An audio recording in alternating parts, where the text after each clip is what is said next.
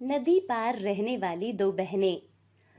अरे ये इतना बड़ा डंडा लेकर सुबह सुबह कहाँ जा रही हो? पता नहीं पेड़ों की डालियों को तोड़कर तुम्हें कौन सी खुशी मिलती है। और जो तुम इतने सारे फूल इकट्ठा करके घर में रखती हो वो ऐसे ही पड़े पड़े सूख जाते हैं। पूजा तो तुम करती नहीं हो। मैंने आपसे ना कितनी बार बोला है, आप मुझसे बेकार में बहस मत किया करो। मुझे ये बिल्कुल भी पसंद नहीं है कि कोई मुझे रोके टोके। हाँ, जब तुम ऐसा करते हो मुझे ना बहुत ज्यादा गुस्सा आता है और मेरा मन करता है कि सामने वाले का सर फोड़ दूं। इसलिए ना तुम अपने काम से काम रखा करो। मैं कुछ भी करूं तुम्हें इससे कोई मतलब होना नहीं चाहिए, समझे? अच्छा, जो तुम करती हो, लोग बातें तो मुझे ही सुनाते हैं ना। अब से उनकी सारी बातें भी तुम ही सुनना, ठीक है? अरे आप चुप कीजिए, सुबह सुबह मेरा दिमाग खराब मत करो। रानी अपने पति को बातें सुनाकर पड़ोस से फूल तोड़ने चली जाती है। आज तो भगवान को बहुत सारे फूल चढ़ाऊंगी, फिर देखना भगवान मुझसे खुश हो जाएंगे। हाँ, ये बड़ी सी डाली तोड़ती हूँ, देखो कितने सारे फूल आए हुए हैं इस पर तो। तभी रानी बड़े से डंडे से एक बड़ी सी डाली को तोड़ती है, जिसकी आवाज से सुरीली ताई उठ जाती है। अरे कौन इस तरह के काम कर रहा है? जरूर रानी ही होगी, और कौन होगा? अरे फूल तोड़ रही है, ये पेड़ से कुश्ती लड़ रही है। राधा भी तो फूल तोड़ती है, पर वो तेरी तरह पेड़ों की डालियां नहीं तोड़ती। अरे सुबह सुबह क्यों चिल्ला रही हो? बस राधा राधा राधा राधा राधा, इसके अलावा कोई नहीं दिखता तुमको? हाँ, नहीं दिखता। तेरे फूल तोड़ने के बाद बगीचों का जो हाल होता है ना, उसे बाद में राधा ही आकर ठीक करती है। रानी बहुत सारे फूल तोड़ लेती है। अरे बस कर, अब हमारे लिए भी कुछ छोड़ दे। हाँ हाँ, क्यों? अपनी राधा को ना पैसे देकर बाजार से फूल मंगवा लेना, ठीक है? देखो तो कैसे जुबान लड़ा रही है। ये मेरा पेड़ है, समझी? मेरे घर में लगा हुआ है, दुष्ट औरत। क्या कहा बुढ़िया? मैं दुष्ट औरत? कल तुझे बताती हूँ, तेरा पेड़ ही काट डालूंगी। देखती हूँ कौन मेरा क्या बिगाड़ लेता है। ऐसा बोलकर रानी फूल लेकर घर से लोटा लेकर मंदिर चली जाती है। कुछ देर के बाद राधा फूल लेने आती है, जहाँ सुरीली ताई आंगन में झाड़ू लगा रही थी। देख, तेरी बहन ने क्या किया है, सारे पेड़ की डालियां तोड़ दी। इसे साफ करने में ही मुझे दोपहर हो जाती है। अरे ताई, आपको कितनी बार बोला है आप ये सब मत किया करो, मैं आकर इसे साफ कर दिया करूंगी। लाओ, दो मेरे पास दो, मैं अभी कर देती हूँ। राधा सुरीली ताई से झाड़ू लेती है और उनका आंगन साफ करने लगती है। उसके बाद राधा भी कुछ फूल तोड़ती है और फिर वो अपने घर से एक लोटा लेकर नदी के किनारे वाले मंदिर चली जाती है। राधा और रानी दोनों जुड़वा बहनें हैं और दोनों की शादी नदी के इस पार एक ही गांव में हुई है। राधा भी मंदिर के अंदर जाने लगती है। अरे रुक जाओ, पहले मैं तो अपनी पूजा खत्म कर लूं। हाँ हाँ रानी, तुम अपनी पूजा आराम से करो। कुछ देर के बाद रानी बाहर आती है और राधा पूजा करने के लिए अंदर जाती है। पूजा करने के बाद दोनों साथ में ही जैसे ही घर जाने लगते हैं। अरे बेटा, मुझे थोड़ा सा पानी भर कर दोगी? मुझे भी पूजा करनी है। अपना काम खुद नहीं कर सकती हो क्या? हम तुम्हारी नौकरानियां नहीं है, समझी? अपना काम खुद करो, वरना चुपचाप बैठी रहो। अरे आप दुखी मत होइए दादी, मैं अभी आपके लिए पानी भर देती हूँ। राधा दादी के पास लोटा लेने जाती है। रानी दिल की बुरी नहीं है दादी, आप दुखी मत होइए, मैं आपके लिए पानी भर कर लाती हूँ। राधा, जब मैंने एक बार मना कर दिया तो फिर भी तुम उस बूढ़ी के लिए पानी क्यों भर रही हो? हाँ, अरे गुस्सा मत हो रानी बहन, तुम बताओ मैं क्या करूं? बेचारी वो अम्मा नदी से पानी कैसे भरेगी बेचारी? जानती हूँ। हाँ, तुम ना हमेशा सबकी नजरों में अच्छा बनकर रहना चाहती हो, सब समझ में आता है मुझे। राधा नदी से पानी भरती है और उस बूढ़ी दादी के पास जाती है। रानी भी कुटिया के पास जाती है। दादी, मैं ये पानी कहाँ रखूं? हाँ बेटिया, आजा, मेरे घर के अंदर लाकर रख दे। तेरा बहुत बहुत धन्यवाद बेटी। क्या बुढ़िया, तुम तो अच्छी तरह से काम निकलवाना जानती हो। हाँ? नहीं मेरी बच्ची, ऐसा तो कुछ नहीं है, जो जैसा होता है उससे मैं वैसे ही बात करती हूँ। सुनो, बकवास मत करो, इस बेवकूफ राधा से ज्यादा जानती हूँ मैं लोगों को, समझ में आई बात? अरे ये क्या अम्मा, इतने सारे बर्तन? क्या, देखो तो जरा। अरे बाप रे! दादी, आपके घर में इतने सारे लोटे क्यों रखे हैं? अरे बेवकूफ, अभी भी नहीं समझी? तेरी जैसी औरतों को बहला फुसलाकर इसने सारे लोटे जमा कर लिए हैं इस बूढ़ी ने। अरे सिर्फ इकट्ठा ही नहीं करती हूँ, किसी को जरूरत हो तो उसे दे भी देती हूँ, और उससे मुझे बहुत खुशी मिलती है। किसी की मदद करके मुझे बहुत आनंद मिलता है। अच्छा, तो क्या अगर मैं मांगू तो मुझे भी दोगी क्या? क्यों नहीं दूंगी बेटा, तुम्हें भी जरूर दूंगी। लेकिन मैंने तो तुम्हारे लिए पानी नहीं भरा।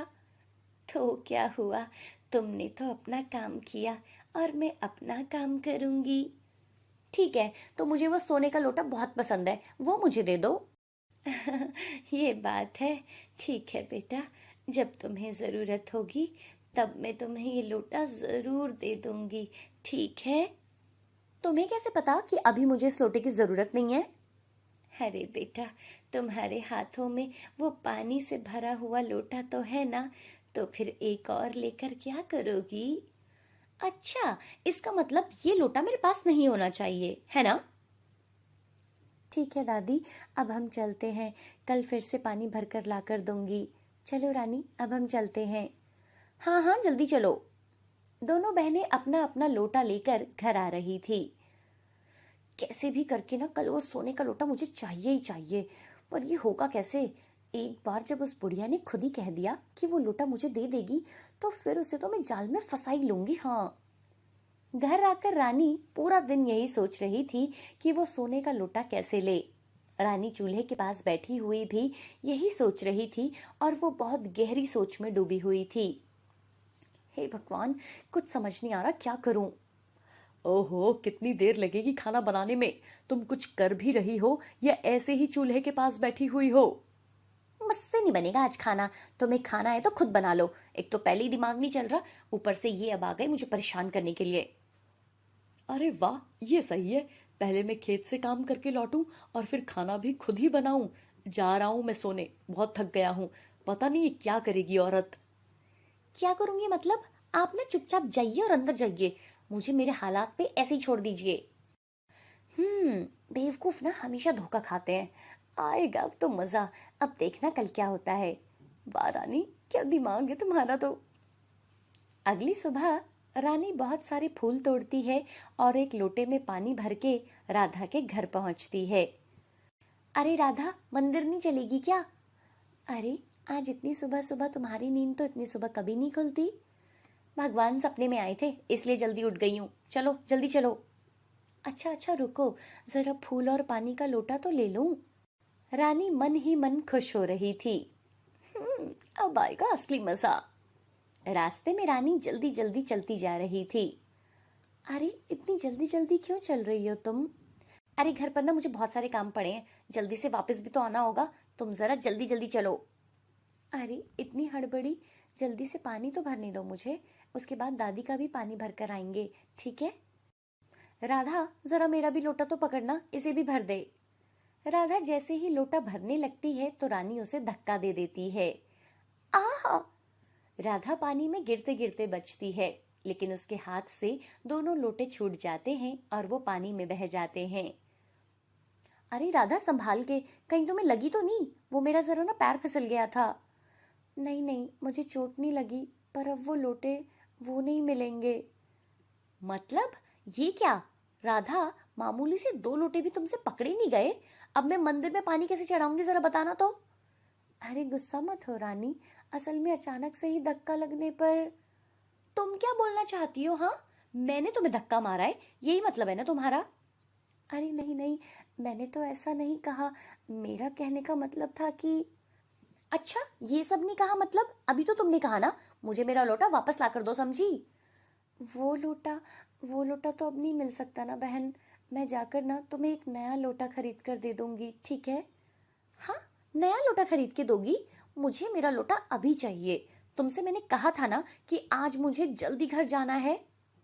तभी उनकी आवाज सुनकर वो बूढ़ी दादी कुटिया से बाहर आती है। अरे अरे, क्या हुआ? सुबह सुबह तुम दोनों बहनें झगड़ा क्यों कर रही हो? अरे क्या बताऊं दादी, ये बेवकूफ राधा है ना, सब कुछ बिगाड़ देती है ये। क्या बात है बेटी। अरे दादी, इसने ना मेरा इतना कीमती लोटा नदी में फेंक दिया। मुझे जल्दी से पूजा करके घर जाना था। मेरा भी तो लोटा गया है ना। अरे झगड़ क्यों रही हो, इसमें झगड़े वाली क्या बात है। यहाँ आओ, मेरे घर के अंदर आओ। राधा, तुम दोनों को ना मैं लोटा दूंगी, ठीक है। मेरे पास बहुत सारे लोटे पड़े हैं। ये लो रानी, आ जाओ।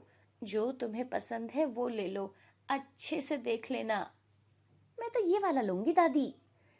ठीक है, वही ले लो। और राधा, तुम्हें कौन सा लोटा चाहिए बेटी? नहीं दादी, मैं नहीं लूंगी। मेरे घर में दूसरा लोटा रखा है, मुझे जरूरत नहीं है। मैं फिर भी तुम्हें देना चाहती हूँ बेटा, जो पसंद है वो ले लो। ठीक है दादी, मैं ये वाला ले लेती हूँ। तुम दोनों खुश तो हो ना बेटा? मैं तो बहुत खुश हूँ दादी, बहुत ज्यादा खुश। जैसा मैंने सोचा था, ये सोने का लोटा अब से मेरा हुआ। वाह, कितनी खुशी की बात है ये। अरे राधा, जल्दी कर, हमें ना घर जल्दी जाना है, जल्दी जल्दी चल। अरे रुको दीदी, पहले पानी तो भर कर ले आऊं। नहीं बेटी, आज मुझे पानी की जरूरत नहीं है, तुम दोनों घर जाओ। अरे रानी, पहले पूजा तो कर ले बहन। नहीं नहीं, मैं अभी घर जा रही हूँ। अरे, इसे क्या हो गया? राधा पूजा करने मंदिर चली जाती है और रानी अपने घर आ जाती है। देखा, सोने का लोटा मुझे मिल गया। मैंने कैसे उस बुढ़िया को बेवकूफ बना दिया। रानी उस लोटे को उल्टा सीधा करके देख रही थी। जैसे ही वो लोटे को उल्टा करती है तो उसमें से कीड़े निकलने लगते हैं। अरे, इतने सारे कीड़े, हटाओ, उफ, बचाओ मुझे कोई। अरे बाप रे, हटो, हटो मेरे ऊपर से, बचाओ। अरे बाप रे, ये क्या हालत हो गई। बुढ़िया, मैं तुम्हें नहीं छोड़ूंगी, बिल्कुल भी नहीं छोड़ूंगी, शैतान बुढ़िया कहीं की। रानी को कीड़ों ने बहुत काटा था और उसके पूरे शरीर पर कीड़ों के काटने के निशान थे। रानी गुस्से से उसी मंदिर के पास जाती है। अरे ये क्या, वो घर कहाँ गायब हो गया। शैतान बुढ़िया, ये तुमने मेरे साथ क्या किया। सामने आओ, सामने आओ मेरे। तभी वो बुढ़िया सामने प्रकट होती है। मुझे याद कर रही हो क्या? तुमने मेरे साथ ऐसा क्यों किया, बोलो, क्यों किया तुमने ऐसा? तेरी ये दशा मैंने नहीं की है, समझी? नहीं किया तो फिर किसने किया? मैं क्या खुद करूंगी अपनी ये दशा, बोलो? इसकी जिम्मेदार तुम खुद ही हो। वो सारे कर्मों के फल के लोटे थे, समझी? हम अपने जीवन में जैसे कर्म करते हैं, ठीक वैसा ही फल हमें मिलता है। तुम झगड़ालू हो और तुमने अपना भाग्य स्वयं ही चुना, इसलिए तुम्हारे चेहरे की ये दशा तुम्हारे कर्मों के फल के रूप में हुई है। अब भी वक्त है, सुधर जाओ। अच्छा, तो इसका मतलब राधा को भी उसके कर्मों का फल मिलेगा, है ना? जरूर मिलेगा, उसे भी अपने कर्मों का फल मिल चुका है। इधर हर रोज की तरह राधा पूजा के लिए उस लोटे से पानी से पूरे घर में छींटे मारती है।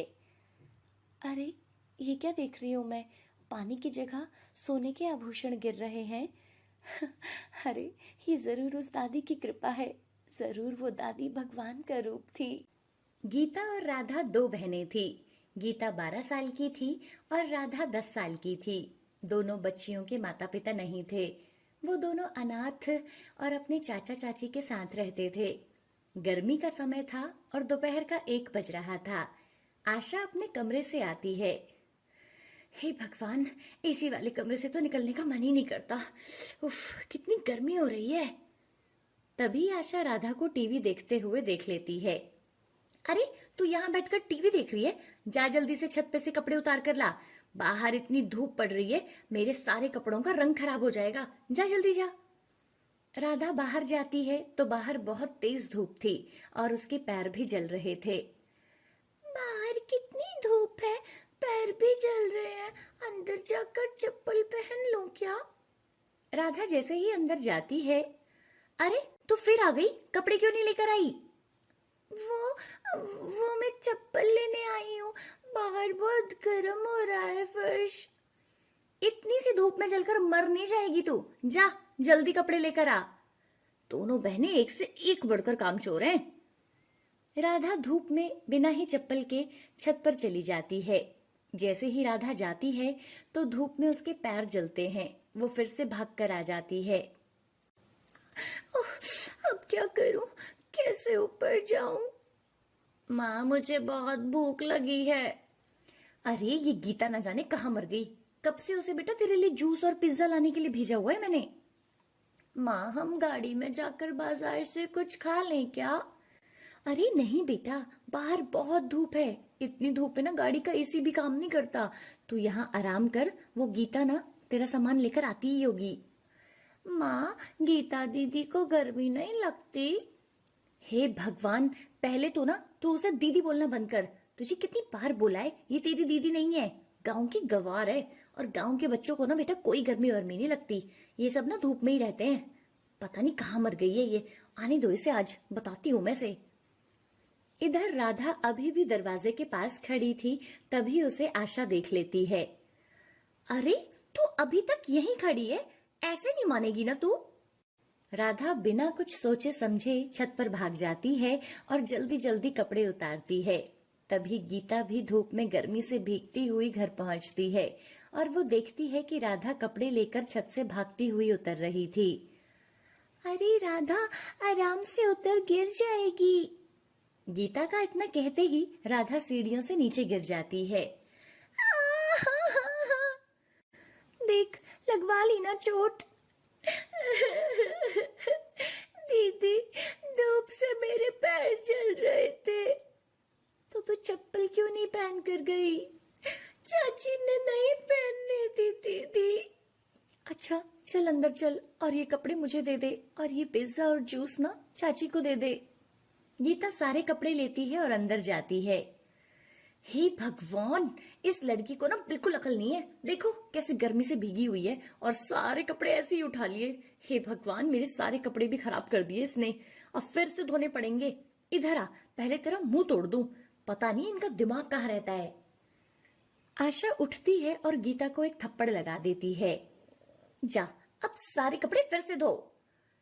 गीता फिर से कपड़े धोने लगती है। राधा अपनी चाची को पिज्जा और जूस देती है। आशा जूस और पिज्जा ले लेती है। देख, सारा जूस गर्म कर दिया और पिज्जा भी ठंडा कर दिया। अरे, एक काम ठीक से नहीं कर सकती ये मनहूस लड़कियां। राधा अपनी चाची के पास ही खड़ी थी और जूस और पिज्जा को ललचाई आंखों से देख रही थी। जा, जल्दी से फ्रिज से बर्फ निकाल कर लेकर आ। माँ, मुझे बहुत भूख लगी है। हाँ बेटा, ये ले, पहले तू ना पिज्जा खा ले, ठीक है? गौरव पिज्जा खाने लगता है। राधा भागकर बर्फ लेकर आती है।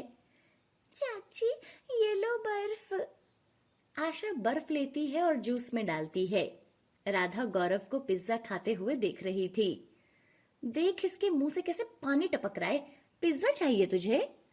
हाँ चाची। अभी तुझे पिज्जा देती हूँ। राधा जैसे ही पिज्जा लेने के लिए हाथ बढ़ाती है तो आशा उसके हाथ को पकड़कर घुमा देती है और उसे जोरदार चांटा जड़ देती है। मेरा हाथ, चाची छोड़ो। राधा की आवाज सुनकर गीता वहां आती है। क्या हुआ राधा, क्यों रो रही हो? दीदी, चाची ने मुझे मारा। चाची जी, आपने राधा को क्यों मारा? एक तो तुम दोनों कोई काम ठीक से नहीं कर सकती हो, ऊपर से तुम मुझसे ही जुबान लड़ाती हो। आज तुम दोनों को कुछ नहीं मिलेगा। चलो जल्दी घर से बाहर निकलो मेरे। चाची, आप ऐसा मत करो, बाहर बहुत धूप है। आशा गीता और राधा के बाल पकड़कर घर से बाहर निकाल देती है और दोनों को धूप में खड़ा कर देती है। बाहर बहुत धूप थी। चाची जी, आप ऐसा मत करो ना, हमें अंदर ही रहने दो, बाहर बहुत गर्मी है।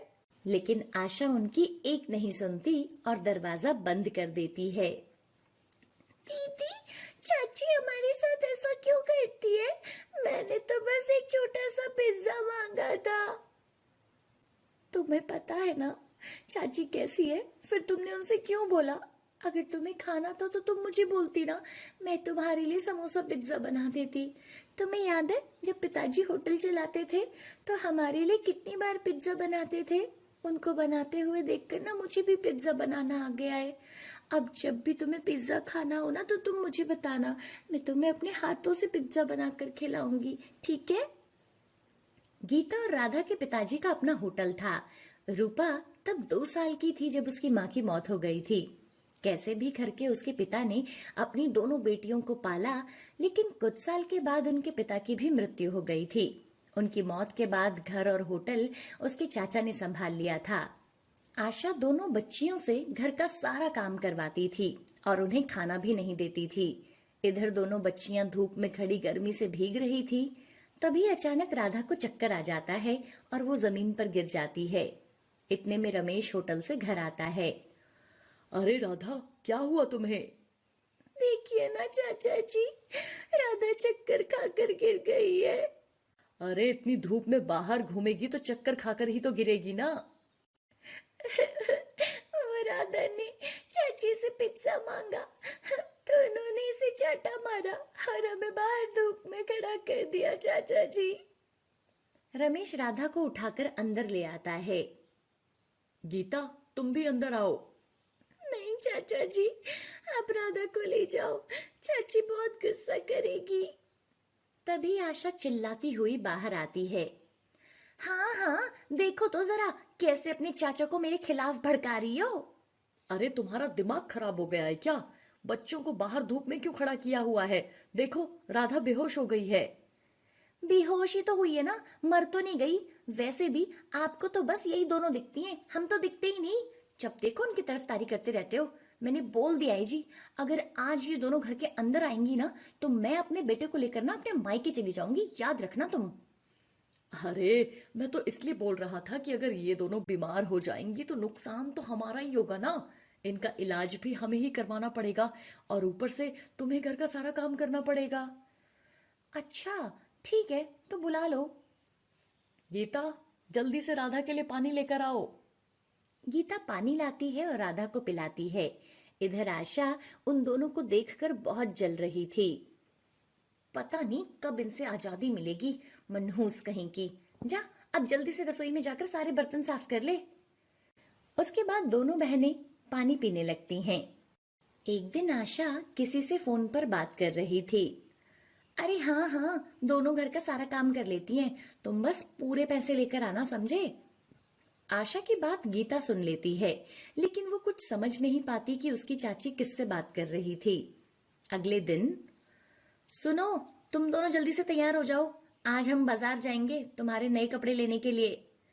क्या नए कपड़े? दोनों बच्चियां तैयार हो जाती हैं और वो बाजार पहुंच जाते हैं। आशा ने उन दोनों को एक दुकान पर बैठने के लिए बोला। सुनो, तुम दोनों यहीं बैठो, मैं तुम्हारे लिए कुछ खाने के लिए लेकर आती हूँ।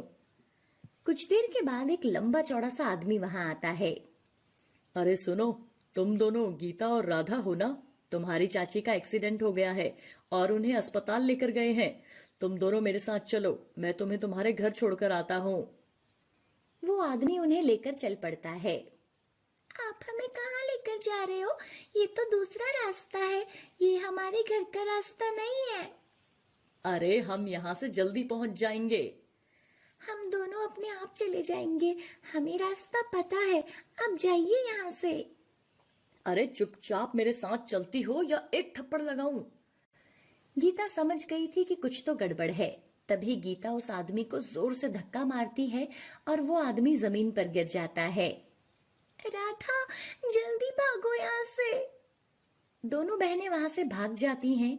वो आदमी उठकर उन दोनों को ढूंढता है, लेकिन वो उसे कहीं नहीं मिलती। वो दोनों भागते हुए कैसे भी करके अपने घर पहुंच जाती हैं। तभी वो दोनों देखती हैं कि आशा किसी से फोन पर चिल्ला रही है। अरे वो दोनों अगर घर वापस आई ना तो देखना तुम, वो दोनों घर वापस नहीं आनी चाहिए, समझे तुम? अभी जल्दी जाओ, उनको ढूंढो, ज्यादा दूर नहीं गई होंगी वो दोनों। गीता अपनी चाची की बातें सुनकर बहुत डर जाती है और वो अपनी बहन को अपने साथ लेकर वहां से भाग जाती है। गीता के पास कुछ पैसे थे तो वो एक बस में बैठकर जाते हैं और दूसरे शहर पहुंच जाते हैं। दीदी दीदी, मुझे बहुत भूख लगी है।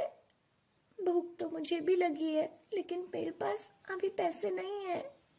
तभी एक औरत अपना ठेला लेकर वहां से गुजर रही थी। दोनों बच्चियां उस औरत को देख रही थी। बेटा, तुम दोनों यहाँ अकेले बैठी हो, तुम्हारे घर वाले कहाँ हैं? तभी दोनों बहनें रोने लगती हैं। अरे रोना बंद करो, तुम लोग पानी पूरी खाओगे? चलो पानी पूरी खाते हैं। वो औरत उन दोनों बच्चियों को पानी पूरी देती है और दोनों खुशी खुशी पानी पूरी खाती हैं। उसके बाद वो औरत पूछती है तो गीता उसे सारी बात बताती है। तुम्हारी चाची तो बहुत बुरी है बच्चों, तुम चिंता मत करो, अब से तुम मेरे साथ रह सकती हो। मैं यहीं पास में अकेले रहती हूँ, अगर तुम दोनों मेरे साथ रहोगी तो मुझे भी सहारा मिल जाएगा। उसके बाद वो औरत उन्हें अपने घर ले जाती है और दोनों बच्चियां उसे प्यार से मौसी बुलाने लगते हैं।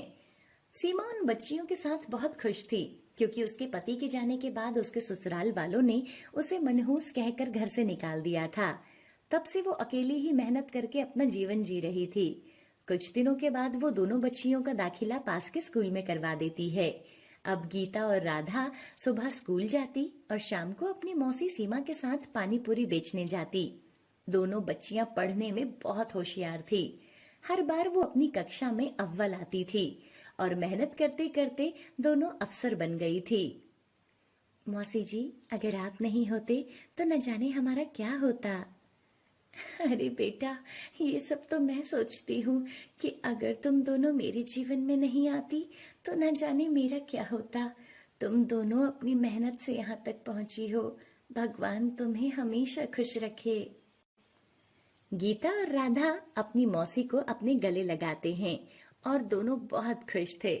दूसरी तरफ आशा का बेटा गौरव बड़ा होकर नशा करने लगा था और नशे की लत में उसने अपना घर बार सब बेच दिया और आशा और रमेश को भी घर से निकाल दिया।